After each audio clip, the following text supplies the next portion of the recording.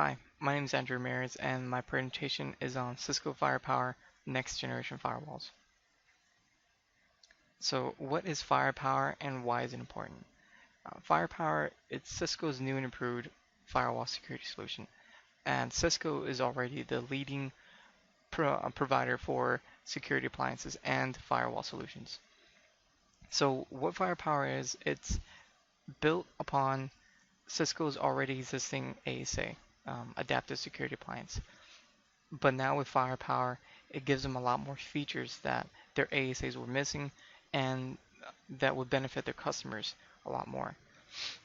Firepower is a network security appliance based on Snort, and Snort is a network based open source intrusion prevention system. It was developed by Martin Roche in 1998, and it's also important to note he also developed an IDS, Intrusion Detection System, to work alongside with the IPS. SourceFire is a subsidiary of Cisco because it was acquired back in 2013 for 2.7 billion, and it's now an integral part of Cisco's ASA lineage.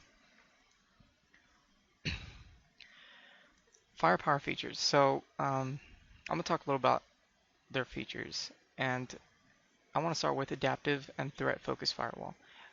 This allows security engineers to use next-generation intrusion prevention systems to further safeguard their networks with high efficiency in threat prevention.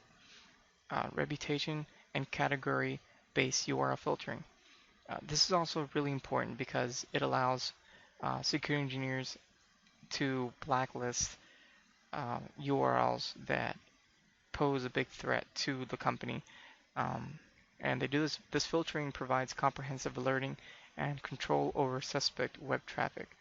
It enforces policies on hundreds of millions of URLs in more than 80 categories. And we're going to take a look at the overview and policies and rules in a little bit. Advanced malware protection allows you to detect, store, track, analyze, and block malware on your network using managed devices deployed inline in your network. AMP can block many types of malware files such as PDFs and Microsoft Office documents. And I'd like to note that AMP is also part of Cisco Talos, and I'm going to talk about that later on. Cisco Firepower Management Center. So this is essentially where everything happens, everything takes place. And this provides security teams with comprehensive visibility into and control over activity within the whole network. As you can see in this section, the network tab under the overview tab, it shows a lot of windows that do different things, and this just allows engineers to view everything that's happening in the network to better assess what is going on and how they can assess situations and provide solutions to customers. Traffic by application risk. You can see here what if you were to click on very low, you would see the websites and traffic that pose little threat to the network. And you can also click on high and see the same thing. It gives you a top web application scene, and I was going to say it's also important to know that you can minimize this, you can move these windows around and stuff to better accommodate however you like to see the overview of your network. But we see top application scene on here, total bytes used, so that's 39 gigs here, so that's quite a bit. Top client application scene, you can filter this window however you like to see what's happening, and it shows you down here below what's the top application that is taking up the most resources. So that's 42 gigabytes on network. That's quite a bit of stuff, so they can probably investigate what's going on with Firefox. Being GUI based, it provides an overview of many functions and features that Firepower has, and if you don't know how to do a certain task, you can probably play around with it with this system and figure it out because it's GUI based. If it was CLI, it would kind of be more difficult, right? But this gives you a broader um, look into what's actually happening with the network. Um, so the next tab, not next tab over overview, is analysis. The analysis page provides security teams with an in-depth assessment of what has transpired in the network. It provides crucial information like when was the first attack, last seen, event count, trajectory, and so on. So in this example, we see this network file trajectory for the specific file here. And you can see under the hash, you see the file name here. It's a Windows Media Installer executable file. So it gives you that information as well. File category, executables, file type, MS-EXE, current disposition, malware, and threat score is really high, as malware tends to be. The trajectory, it gives you like a timeline of what is happening. So it's important to note here at 10:57, and then we see more of this like red icon here, 8:10. So that's about 8 hours later. And if you were to click that, it'd give you this option, or give this little information dialog here. So it says IP address is from this, block recipient, file name, disposition, the protocol it used, the client it used, Firefox. So what we were seeing before, the high usage in Firefox, that could very well be something. And here, 8 hours after the first attack, the malware tries to re-enter the system. Through the original point of entry, but it's recognized and blocked. So that's all the red here. What was happening here was it was entering, and the system was gathering information about this executable file, and it was seeing that it had tried to come in multiple times, so that it adjusted to what was happening, and it blocked it. Down here in events, you see a lot more information. You see a timeline, sending IP, receiving IP, file name, malware. It says disposition, it says malware, so it was put into the category of malware. So that's important to note. That's AMP at work, and it's one of the many great features about Firepower and why so many companies are going after this product, or trying to receive the product, not going after it. Next is under the Management Center, it's policies. So the policies page gives the security team an overwhelming method of control over what the ASA allows in and what it does not. It's a really extensive section, this policies tab. Under this we see rules, targets, security intelligence, and so on. But what I want to focus more is on rules here, as that's what this example is. You can set the parameters to whatever it's happening in your network, right? So you can name it whatever. Here in the example is allow logic, block logic, and it was just an example as to what you can put: action, allow, block, URLs, destination ports, source ports, applications, users, VLAN tags. So it gives you a lot of power to what essentially you want in your network and what you don't. In order for a policy to take place, all criteria must be specified, otherwise no action will be performed. So in these sections, there are areas where you can put something like a placeholder, and it essentially just allows the policy to continue working on its way out, so it can carry out this, so the action will be followed. And the access control policy, what's shown here, it's an overall policy that encompasses everything in the policy section of the management center. So this is really where a lot of important stuff happens.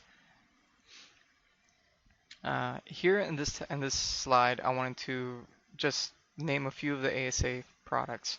So the 5585-X, the dash X basically means, well, it just means that it has firepower. If it does not have the X, it does not have firepower.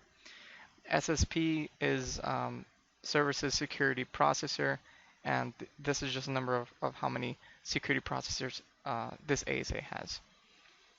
Typical use is an edge, so by that it will be, for example, you have a PC, you have a switch, you have the firepower sensor, that's where all the action takes place. You have another switch, you have the firewall, which is this, it's the edge firewall, and that's connected to the internet. So you're allowing internet traffic to flow through that, through the firewall. And well, just on the last slide, you saw the what will be allowed and what wouldn't. They say with 60 processors, it's more of a database use. So this first option will be more for small businesses to medium businesses. You would not need this SSP60 for that purpose, which is why Cisco has made so many configuration options, because they want to have as many customers available as possible. The Cisco Firepower 9300 series, it's their most powerful series yet, and it's just so powerful. If we look at some of the specs here, the typical use for this, it's securing service providers with cloud and networking functions. So you can imagine how much information gets flown through service providers and using cloud and providing networking functions. So you have to have something that's really, really powerful for any of that to take place. The firewall throughput, if you look at these 4 gigabits, that's still quite a lot, but it's not that much, right? Firewall throughput here is 40 gigs, so 40 gigabits per second. So this allows a lot more, right, than 4. Here we have 135 throughput, but it can go up to 1.2 terabytes if clustered together. So that's a lot of information being sent to this ASA. This next section is Firepower Advanced Security Features. Just some points I wanted to make here. Cisco Talos. So how does AMP actually work? How does the ASA appliance know what malware is out there, and how does it come up with signatures and stuff? And that's where Cisco Talos takes place. Cisco Talos acquires hundreds of thousands of malicious signatures that Firepower and AMP uses.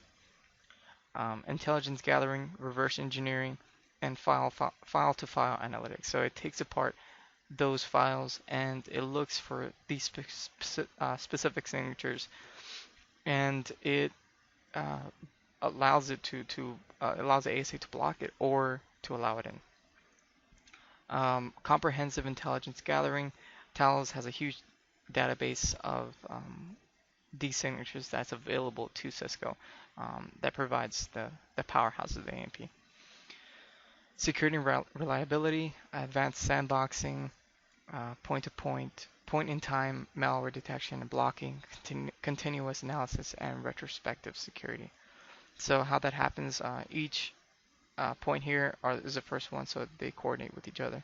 So advanced sandboxing, what that is, it performs automated static and dynamic analysis of files against more than 700 behavioral indicators. So these are very smart technologies that are adaptive, right, to what's actually happening. Because malicious users, once one piece of malware fails, then they're going to want to have more methods of potentially infecting and infiltrating your network. Point-in-time malware detection and blocking. It blocks malware trying to enter your network in real time. Uses AV detection engines, one-to-one signature matching, and machine learning as well. So that's really, really cool stuff. Continuous analysis and retrospective security. Once a file enters your network, AMP, Advanced Malware Protection, continues to watch, analyze, and record its activity, all the while being compared to 100 signatures. So back in that other slide that Windows Media executable file was coming in, that's exactly what it was doing. So we saw what was happening with that file and how AMP was working, matching signatures and figuring out, oh, this is a bad malicious file, so we're going to block it. I wanted to talk a little bit about Cisco Talos. Cisco Talos Security Intelligence and Research Group is comprised of an elite group of security experts devoted to protect users and customers alike. Talos pulls data from millions of users worldwide, honeypots, sandboxes, and data from industry partners. So they have lots of ways of retrieving information, and they use all the information and they put it together, analyze it to best protect users. They collect more than 1.1 million unique malware samples a day, so that's quite a bit. Cisco's threat intelligence organization consists of correlating and tracking threats so that they are able to turn attribution information into actionable threat intelligence. So really, really intelligent stuff. Engine development efforts help ensure the various inspection engines stay current and maintain their ability to detect and address emerging threats. Talos also reverse engineers malware to store as much information about new and upcoming programs to protect future infections. They're a very proactive group that works hand in hand with IDS and IPS systems worldwide. I'd like to give out special thanks to Benjamin Moraine, who was the security engineer at Cisco, who helped me out with all this information. Here are my references, and I appreciate it. Thank you very much.